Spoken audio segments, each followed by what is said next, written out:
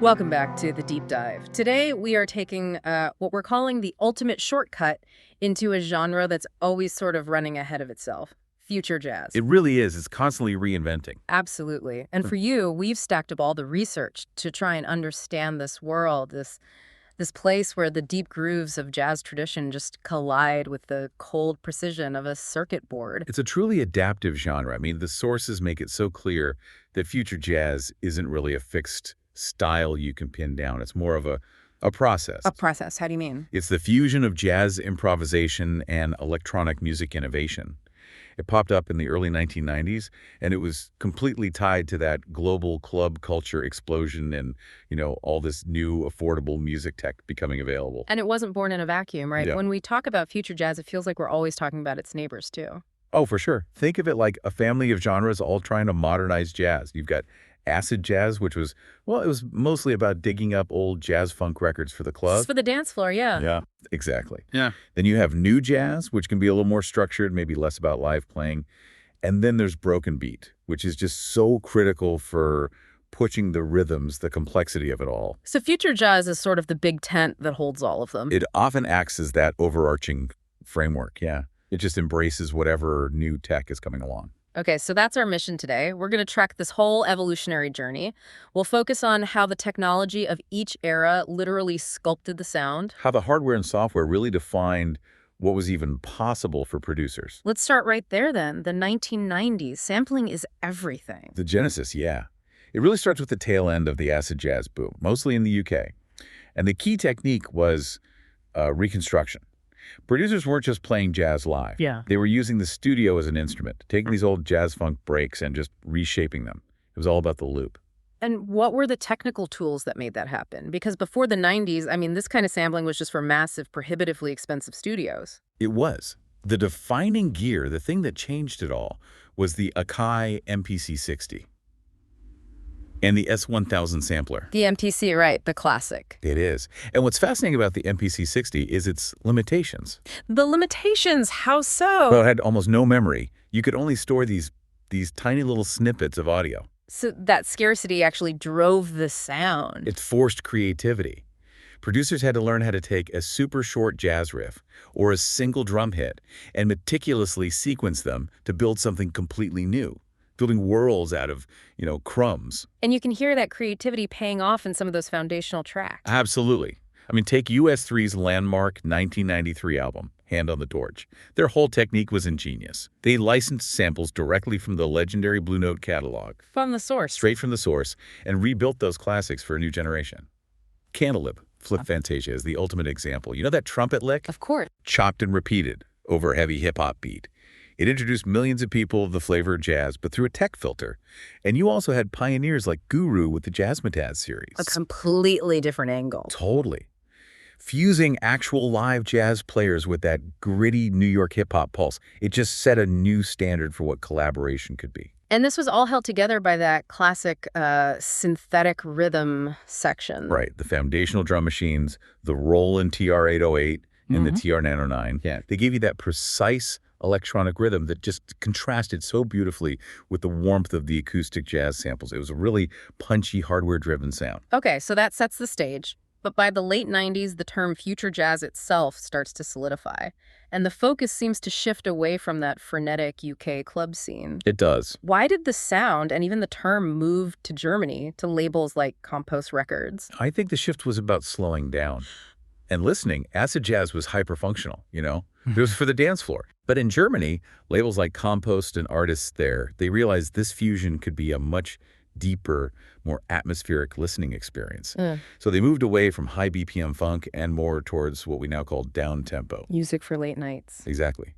Not just for peak club hours. And you really can't talk about that whole movement without mentioning the duo, who basically provided the soundtrack for every cool European bar for a decade. It has to be Kruder and Dorfmeister. Oh, yeah. Their 1998 release, the K&D Sessions, is it's essential listening for this era.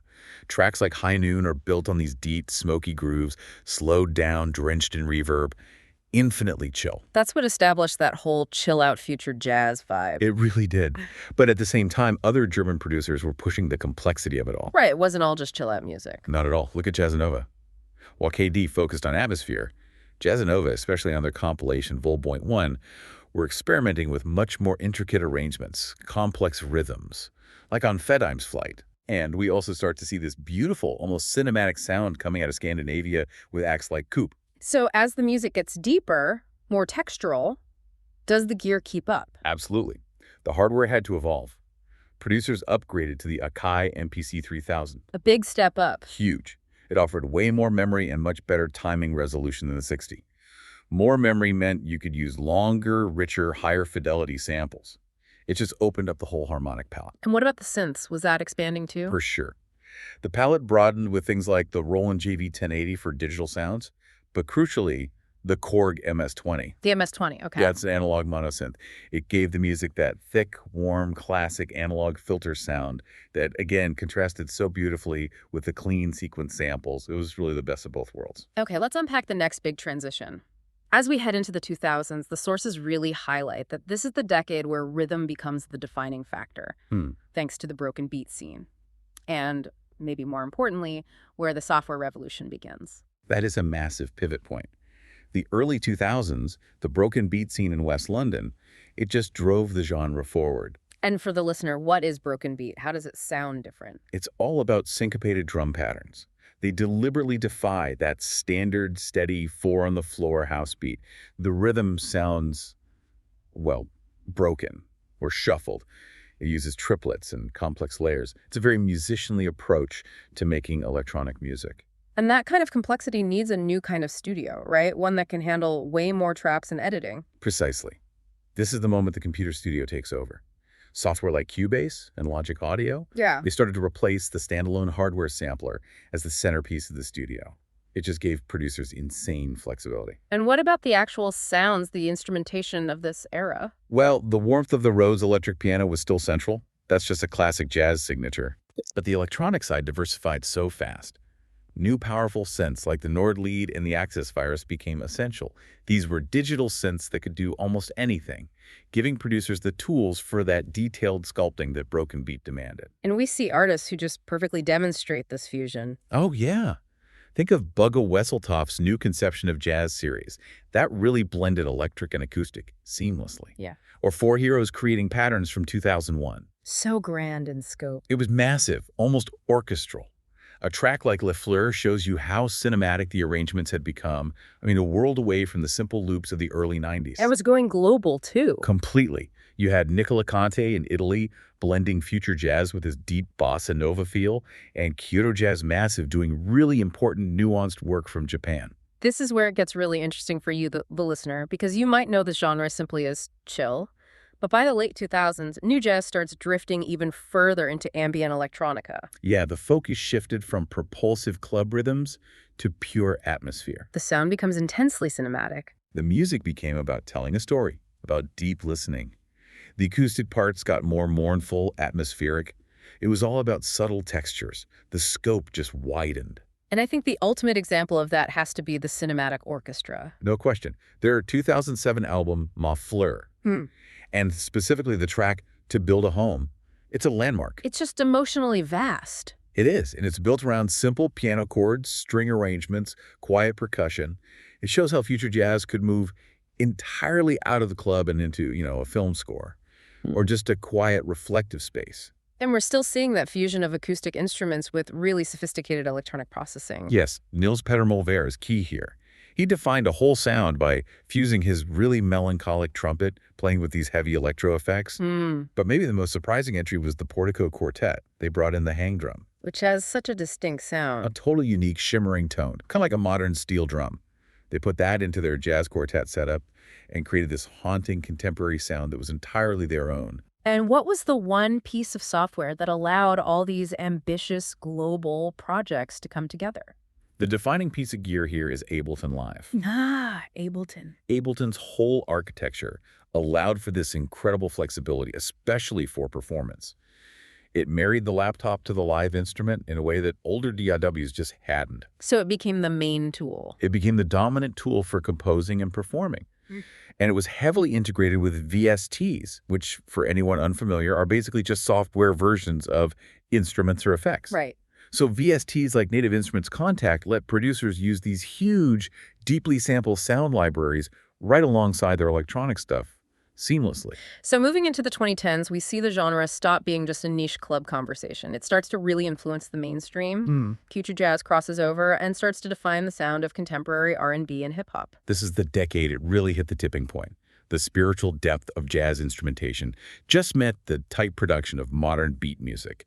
And the pivotal moment was, without a doubt, Robert Glasper Experiment's Black Radio in 2012. Why was that album such a critical turning point? Because it wasn't just jazz with R&B elements. It was modern R&B and hip-hop with stars like Lupe Fiasco and Erykah Badu, but built on a jazz foundation. So it made it accessible. Totally. Tracks like Afro Blue show that the rich harmony and improvisation of jazz could be a commercial platform for vocalists. It reached listeners who might never touch a classic Blue Note album. And on the instrumental side, you have artists like Flying Lotus just pushing the cosmic I envelope. go completely. If Flying Lotus, especially with an album like Cosmogramma, he established this really intricate, glitchy, often spacey soundscapes. His work proved that beat music could be just as complex and spiritually searching as the free jazz tradition he was drawing from. And you also get groups like Bad Bad Not Good, bridging that gap, and Kamasi Washington bringing back this powerful voice to large-scale spiritual jazz. So after the total software takeover of the 2000s, did the gear stay purely digital? Or were producers looking for new ways to get some of that warmth back? They absolutely sought out warmth. Ableton Live was still the standard for sure, often paired with a push controller for a more tactile performance. Right, to get your hands on it. Exactly. But there was this huge resurgence of analog hardware for depth. Synths like the Moog Sub-Fatty and the Sequential Prophet '08 saw heavy use. It was the era of perfect hybrid production. The best of both worlds, again. Use the computer for ultimate control, but run your core bass lines and pads through real analog circuits for that rich, classic sound quality. Which brings us right up to today, the 2020s. We've gone from the fixed hardware of the MPC to the flexible software of Ableton, and now we're at, what, the algorithmic frontier? That's a good way to put it. What's defining the future jazz sound right now? Well, the current energy is being channeled by a new wave of just incredibly sophisticated musicians, a lot of them coming out of the contemporary London scene. Right. Artists like Kamal Williams with Wuhan or Alpha Mist with Bringbacks, they're leading the charge, blending deep groove, complex arrangements, and a real sense of immediacy. And you also have artists like Micaiah McCraven who are fusing live improv with intense, almost hip-hop-like editing in post-production. Blurring the lines between the performance and the remix. Exactly, and the technology has become intensely specialized. We're seeing a major move toward Eurorack modular synthesis. You should probably explain what that is. Right, so you can think of Eurorack as like the IKEA of synthesizers. It comes in pieces, and the musician decides exactly which modules, filters, oscillators, whatever they want to put inside. It allows for limitless, unique electronic textures that no off-the-shelf synth can replicate. And the most cutting-edge part of all this, the whole conversation around AI. Yeah.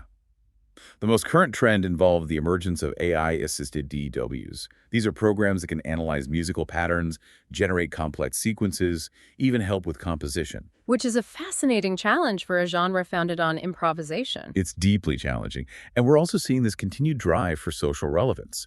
Artists like Emmanuel Wilkins integrating critical themes into their music, like on the powerful piece Ferguson in American Tradition. So let's wrap this up. We've traced this incredible path from, functional 90s club sampling to complex custom modular systems driven by algorithms today. The one constant seems to be that this genre really does live up to its name. It's always at the cutting edge. I think the ultimate takeaway for you, the listener, is this. Future jazz proves that the future of music isn't about replacing tradition. It's about constantly finding new ways to sample it, sequence it, and augment it. It's a testament to adaptability. The genre can thrive in the club, on the sofa, and in the studio. Moving from an 808 to an AI. From simple 808s and samplers to manage these incredibly complex modular systems and AI inputs. And that leads us to our final provocative thought for you to chew on. If future jazz is fundamentally rooted in the spontaneous act of improvisation, what does the rise of AI-assisted debuts mean for the future of human musical creation in this genre? Will the machine become the ultimate improviser, or will it just be another instrument? Think about how technology is going to keep redefining the act of playing jazz the next time you drop the needle on a track from that new London scene.